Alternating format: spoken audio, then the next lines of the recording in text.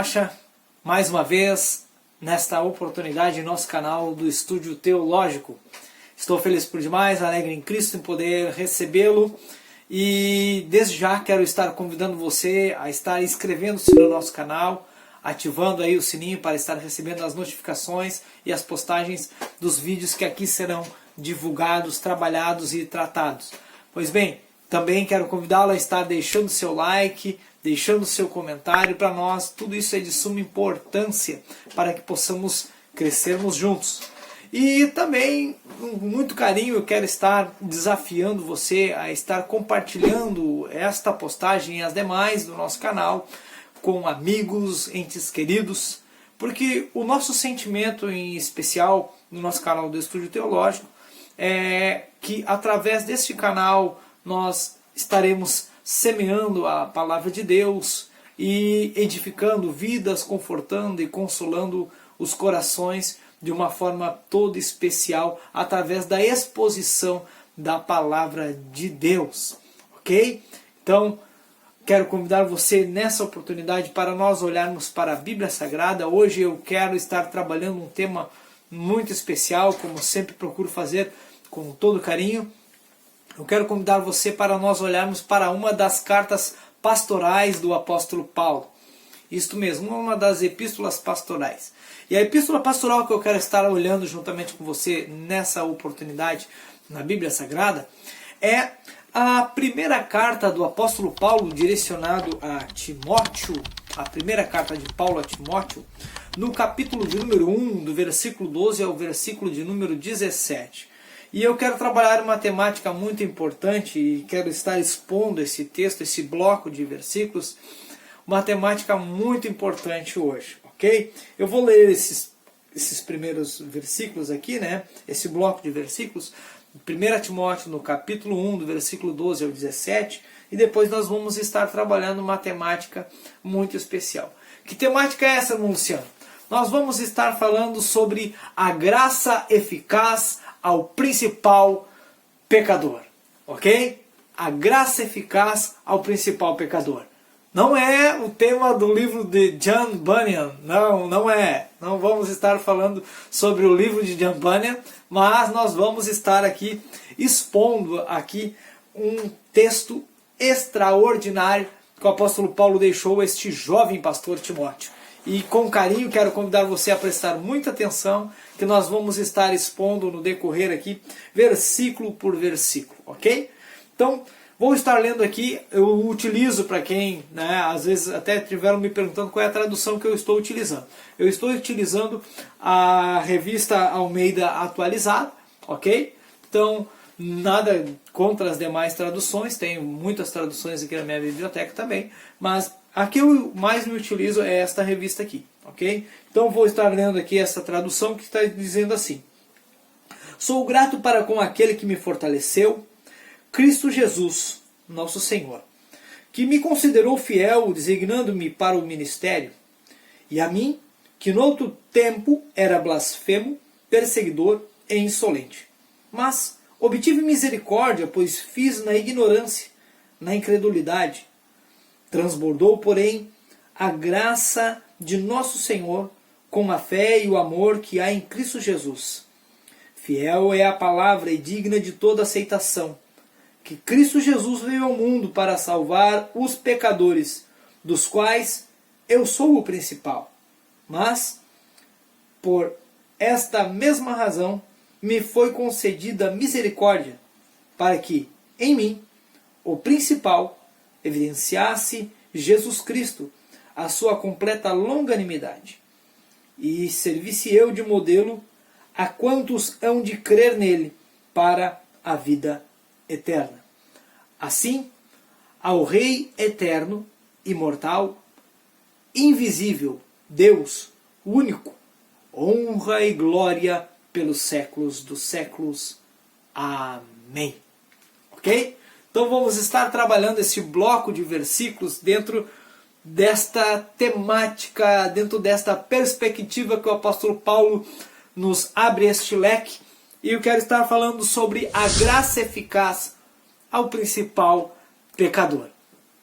A guisa de introdução, nós vamos ver que este capítulo de número 1 aqui, do versículo 1 até o versículo de número 20, o enfoque central do apóstolo Paulo aqui ele procura mostrar para nós a importância da sã doutrina e também ele aborda acerca do perigo das heresias, e isso ele trata e se direciona a Timóteo acerca dessas coisas. Então a primeira carta de Timóteo é a maior carta pastoral de Paulo. Após a sua primeira prisão em Roma, enquanto ele percorria as igrejas, então o apóstolo ele deixa Timóteo em Éfeso, e lá onde havia estabelecido por 3 anos durante a sua primeira viagem missionária. Ele deixa Timóteo lá cuidando, apacentando, ordenando ministros, trabalhando nesta igreja com todo cuidado e com todo zelo.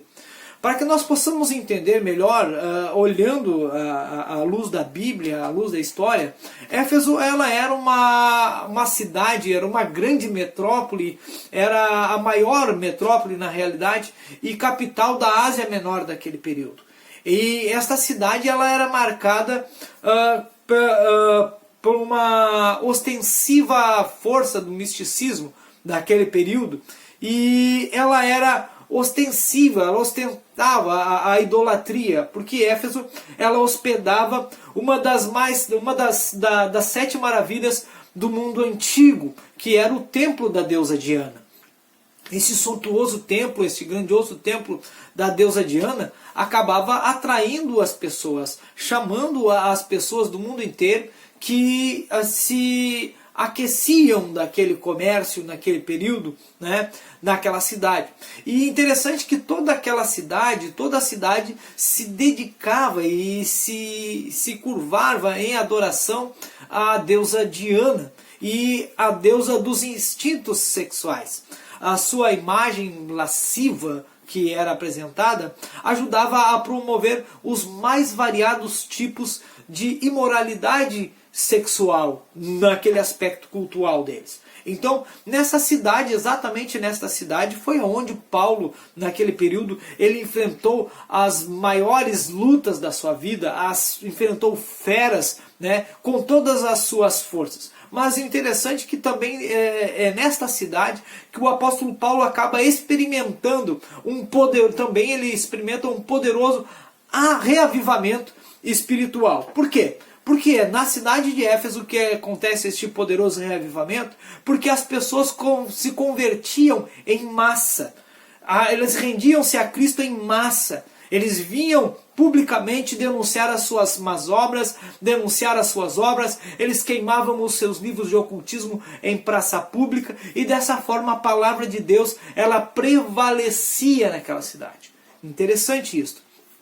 A igreja de Éfeso ali, ela tornou-se, de um certo aspecto, ela tornou-se estratégica naquele momento. A igreja de Éfeso torna-se estratégica, por quê? Porque a partir dali o evangelho ele começa a irradiar-se para toda a Ásia, para as demais regiões. As outras igrejas foram plantadas, como por exemplo na região de Colossos, foi plantada igreja também na região de Hierápolis, na região de Laodiceia, de Pérgamo, de Tiatira, de Sardes, de Filadélfia, tudo irradiou dali. Então, durante os anos que se passou naquela cidade, a companhia de Timóteo ela foi fundamental. Então, quando Timóteo fica ali, Paulo ele exorta Timóteo, ele traz uma exortação para este jovem líder, né? Paulo exorta a liderança noite e dia, para que eles permaneçam firmes na fé, permaneçam inabaláveis na fé, né? Mesmo com lágrimas por causa da perseguição, das dificuldades, dos vitupérios, eles deveriam permanecer firmes na fé, né? Aquela perspectiva que eles acabavam sendo perseguidos implacavelmente pelos judeus ecumênicos. Então o apóstolo Paulo ele permaneceu inabalável em seu pastoreio, e ele exorta Timóteo. Quando ele se despede dos presbíteros da igreja de Éfeso, Paulo os alertou que eles deveriam ser vigilantes, deveriam estar atentos a respeito dos falsos mestres que provavelmente poderiam aparecer. Esses lobos que a Bíblia nos mostra, travestidos de ovelhas, eles penetraram, né, no meio do rebanho para destruir as pessoas, seduzi-las pelos seus falsos ensinamentos, levarem, às vezes, levantar-se-iam até mesmo dentro da própria igreja para arrastar as ovelhas de Cristo, arrebatar as ovelhas de Cristo. Então, cerca de aproximadamente 5 anos depois, se não me trai a memória, Paulo ele volta a Éfeso e deixa ali Timóteo. Ele deixa Timóteo a fim de combater esses falsos mestres, que já haviam chegado naquele local. Então, ao longo desta epístola, nós podemos ver aqui as orientações deste veterano homem de Deus, deste paulatino do Evangelho, deste bandeirante do Evangelho, a este jovem pastor Timóteo. E como ele deveria se comportar diante da igreja de Deus, como ele deveria se reportar como coluna e baluarte da verdade. Ok? Então, quando nós olhamos aqui a guisa de introdução, tudo isso, nós vamos ver que na 1 Timóteo, no capítulo 1, versículo 1, nós temos o remetente da carta, né, que ele escreve aqui: Paulo, apóstolo de Cristo Jesus, pelo mandado de Deus, nosso Salvador, e Cristo Jesus, nossa esperança. Ok? Então as cartas antigas, elas apresentavam o nome do remetente, do destinatário, e uma saudação antes do corpo da sua missiva. Ok? Então aqui Paulo ele não foge deste modelo. Paulo ele não foge dessa regra. Então Paulo ele se apresenta: Paulo, apóstolo de Cristo Jesus, pelo mandado de Deus, nosso Salvador, e de Cristo Jesus, nossa esperança. Então o remetente desta carta é Paulo, destinatário.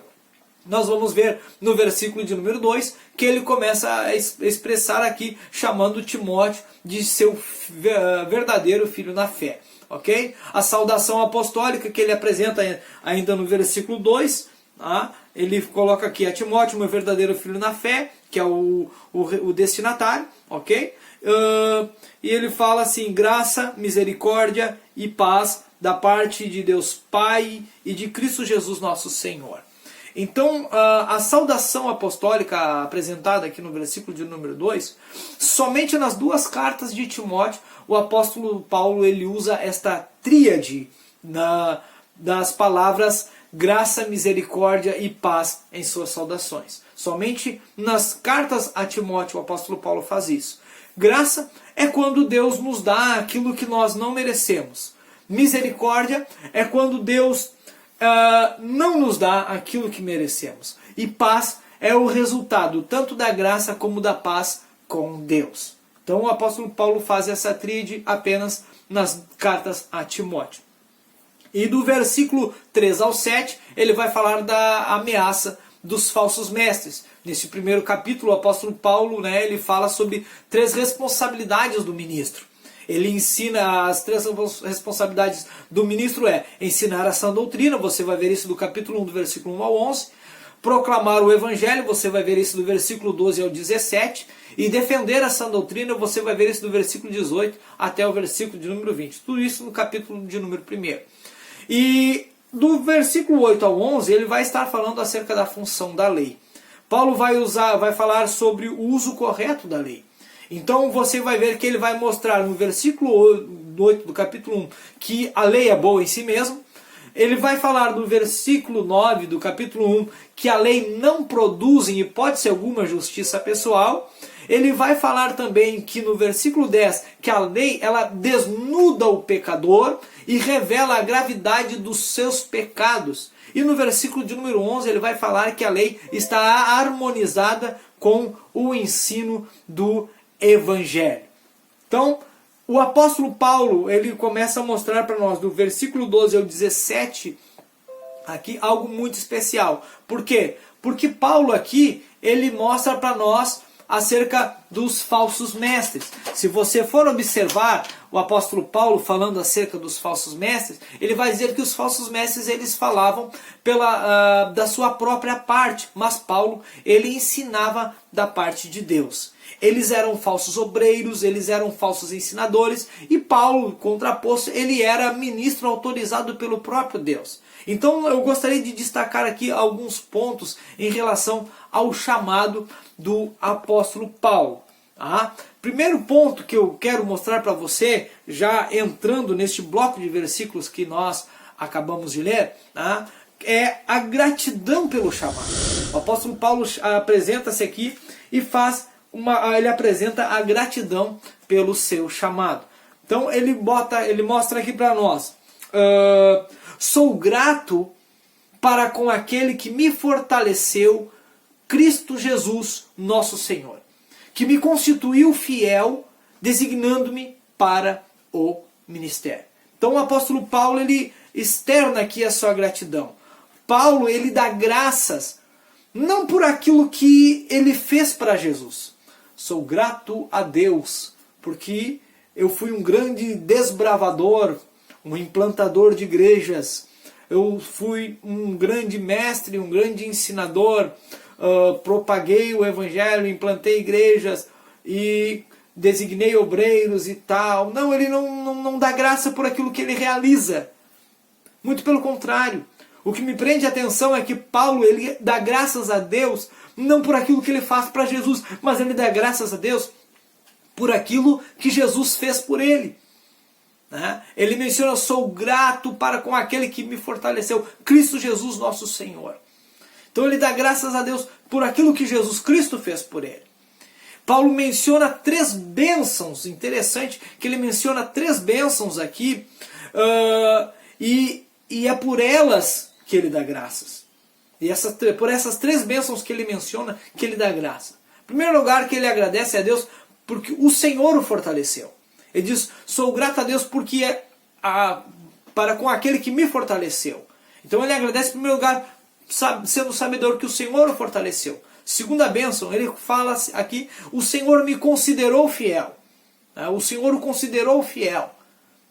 E em terceiro aspecto, ele fala que apesar de tudo isso, o Senhor ter fortalecido ele na trajetória da fé, o Senhor ter considerado ele fiel para o santo ministério, o Senhor havia o designado para o santo ministério. Então havia um propósito por meio disso tudo. E através dessas 3 bênçãos, por intermédio delas, o apóstolo Paulo dá graças. Então, em segundo aspecto, nós vamos ver que Paulo, ele dá um testemunho no versículo 13 e o versículo de número 14 acerca da sua conversão. Ele começa dizendo aqui: a mim que no outro tempo era blasfemo, perseguidor, insolente, mas obtive misericórdia, pois a fiz na ignorância e na incredulidade. Transbordou, porém, a graça do Senhor com a fé e o amor que há em Cristo Jesus. Então ele começa no versículo 13 e versículo 14 o testemunho da conversão. Paulo, ele faz uma digressão aqui para registrar o seu passado inglório, o seu passado não muito favorável, e como ele foi um implacável perseguidor da igreja. Se nós for fazer um currículo do passado do apóstolo Paulo, quando a gente vai procurar uma empresa aí para poder trazer uma parcela de contribuição, ingressar nesta empresa, a gente sempre procura caprichar no currículo, dar uma gabaritada e deixar o currículo excelente, porque nós queremos ingressar lá.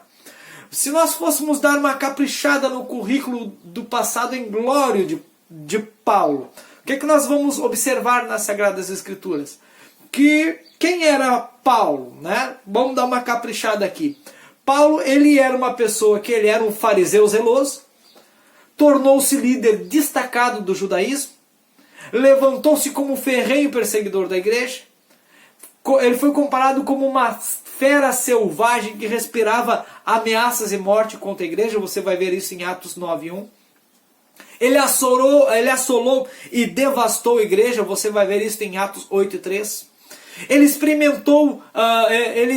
exterminou os discípulos de Jesus Cristo em Jerusalém. Você vai ver isso em Atos 9:21. Ele perseguiu o caminho até a morte. Você vai ver isso em Atos 22:4. Ele fez muitas coisas contra o nome de Cristo. Ele encerrou muitos santos na prisão e votava a favor contra aqueles que eram condenados à morte. Você vai ver isso em Atos 26, versículo 10. Ele afligiu os crentes na sinagoga, forçando-os a blasfemar, e enfurecido perseguia eles até as cidades estranhas. Ele fez tudo isso, você vai ver isso registrado em Atos 26 e versículo de número 11. Ele era como um touro indomável e não queria ser amansado. Você vai ver isso em Atos 26, versículo 14. A sua conversão foi uma forma sobrenatural de Deus. Tudo isso era Paulo, tudo isso era ele, né? Antes, outrora, uma digressão de Paulo. Ele faz uma digressão e esse era o passado em glória de Paulo. A sua conversão foi algo sobrenatural de Deus. Uma pessoa assim, você observa que foi um ato soberano de Deus. Verdadeiramente foi Deus. Como diz os jovens, a gurizada por aí, foi Deus purinho, né? Não, brincadeira. Mas foi uma conversão de uma obra sobrenatural de Deus. Ele teve de ser jogado ao chão e ter quebrado, né? E quebrantado o seu coração para reconhecer que Jesus, a quem ele perseguia, era verdadeiramente, de fato, o Messias. Os seus olhos naquele momento naquele episódio, acabaram ficando cegos. Os olhos de Paulo acabaram ficando cegos, mas ao mesmo tempo que seus olhos físicos ficaram cegos, os seus olhos espirituais foram abertos. Os olhos espirituais de Paulo foram abertos. Paulo usa aqui 3 palavras para descrever a si mesmo nesse período de incredulidade. Quais são essas 3 palavras que Paulo usa para escrever o seu período de incredulidade? A primeira palavra que ele usa para escrever o seu período de incredulidade é a palavra blasfemo.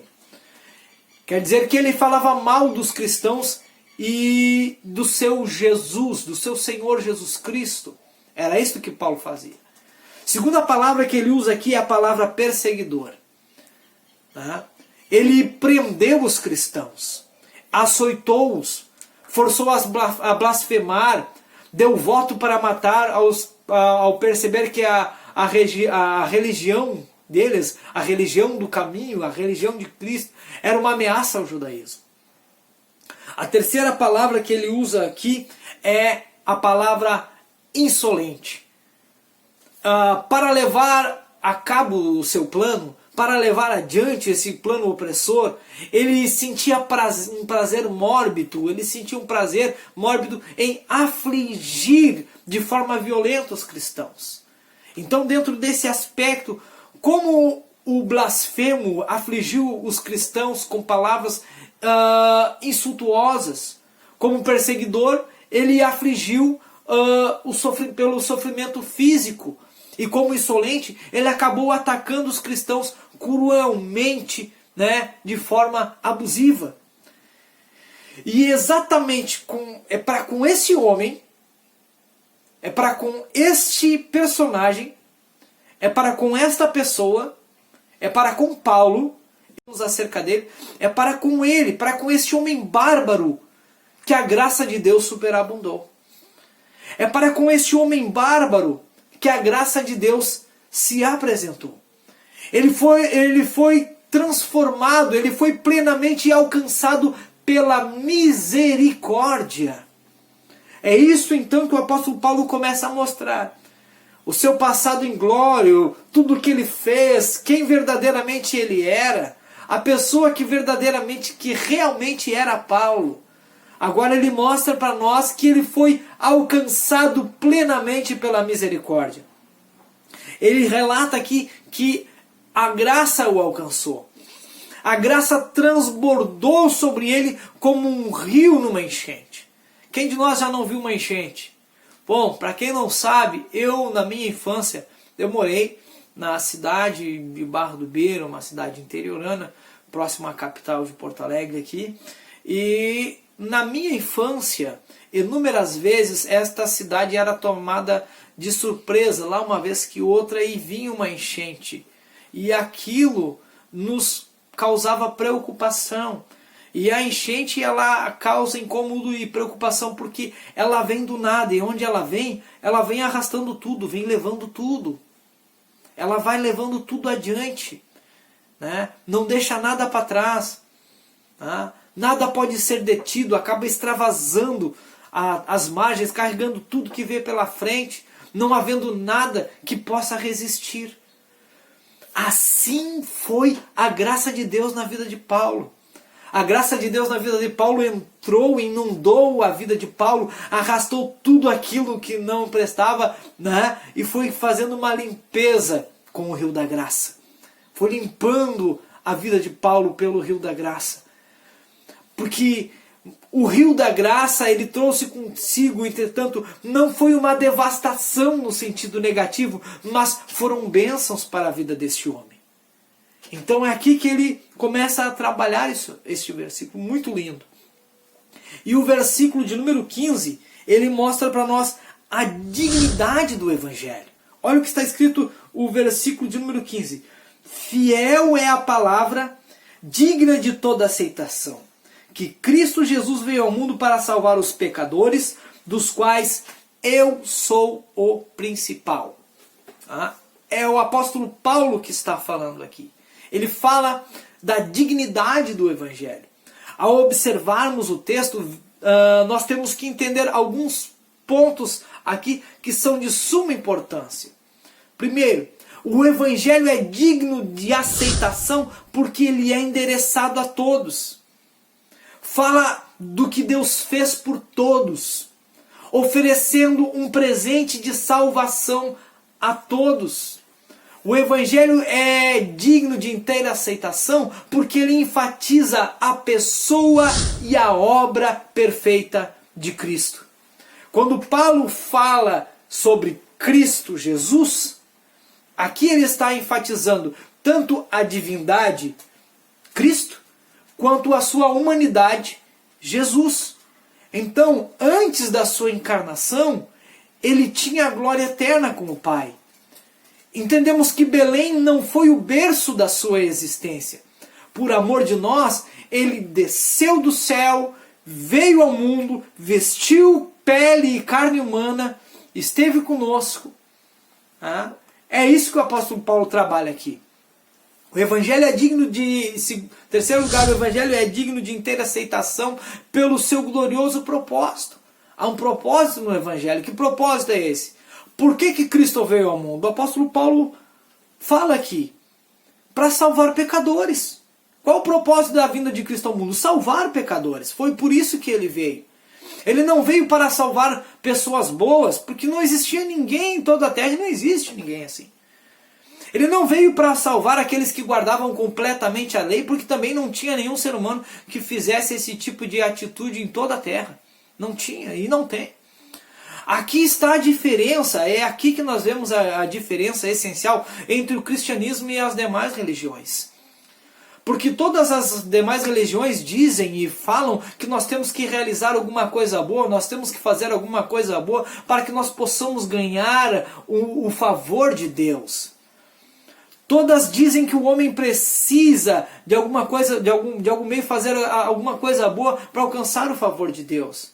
Agora, o Evangelho, porém, não. O Evangelho, ele nos diz que o homem, ele é pecador.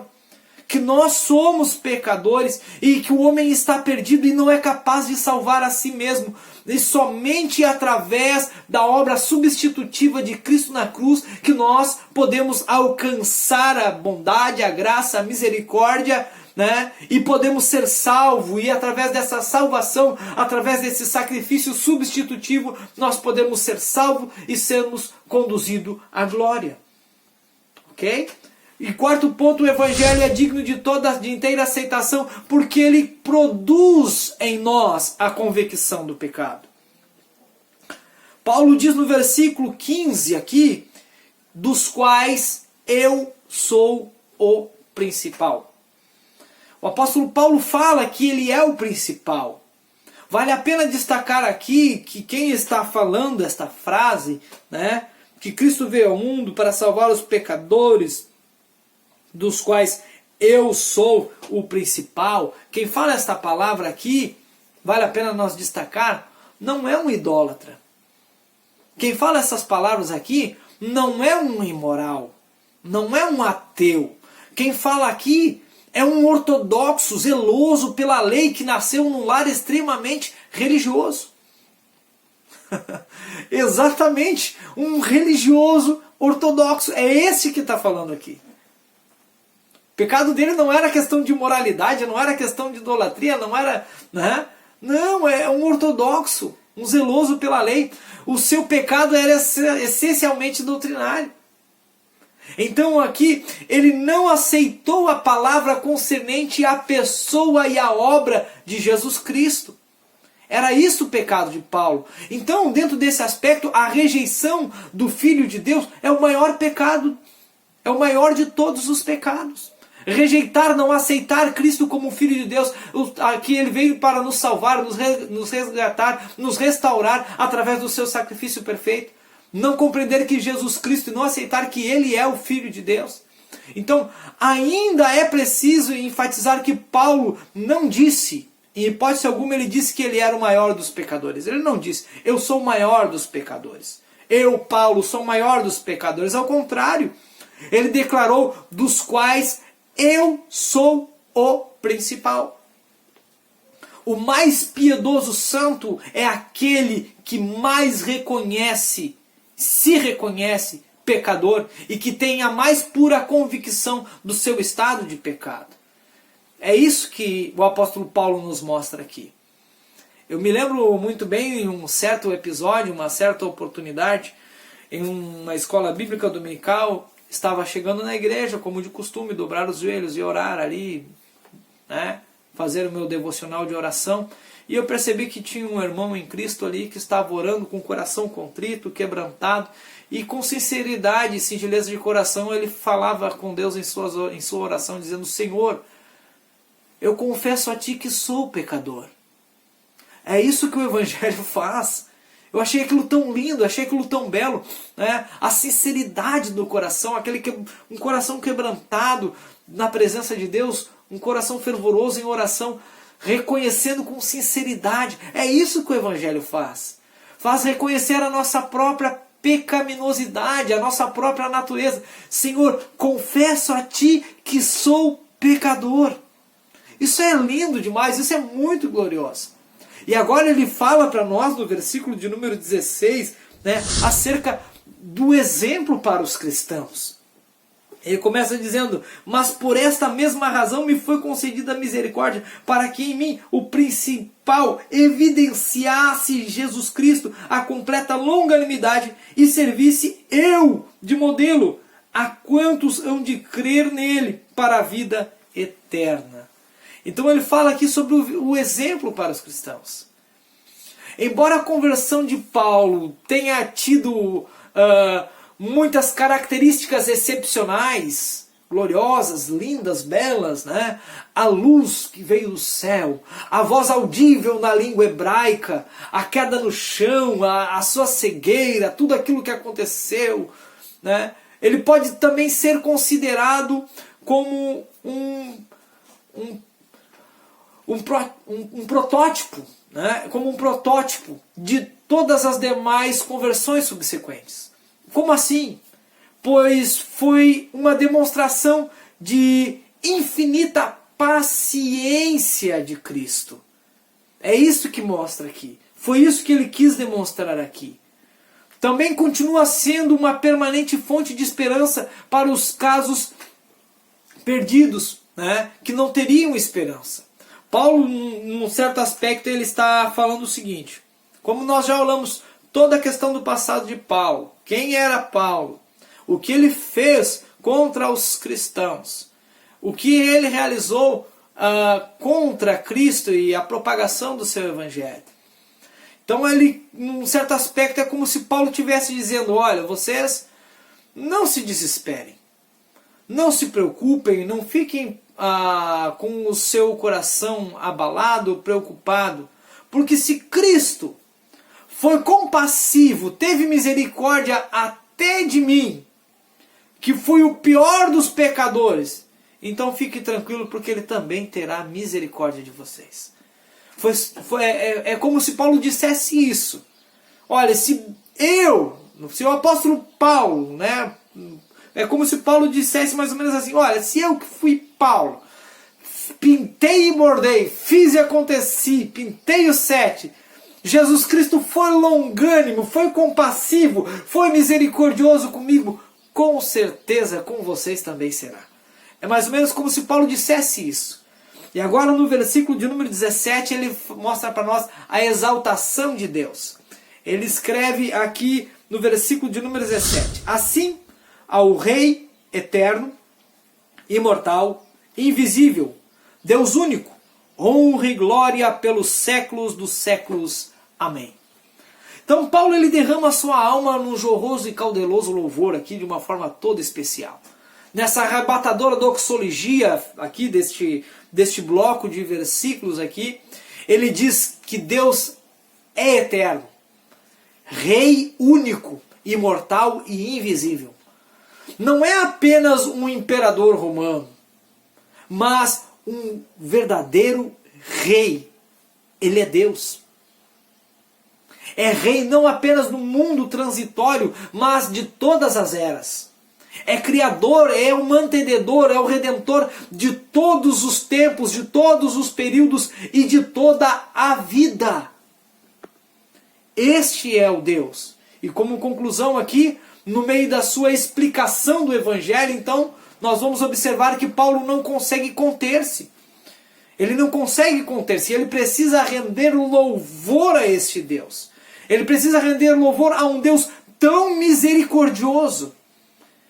E aqui eu concluo perguntando, deixando a pergunta: quem éramos nós? Onde andávamos nós? O que fizemos para merecer tão grande salvação? Que nessa oportunidade nós venhamos ser mais gratos a Deus por tão grande salvação que nos foi concedida pelos méritos perfeitos do sacrifício de Cristo na cruz.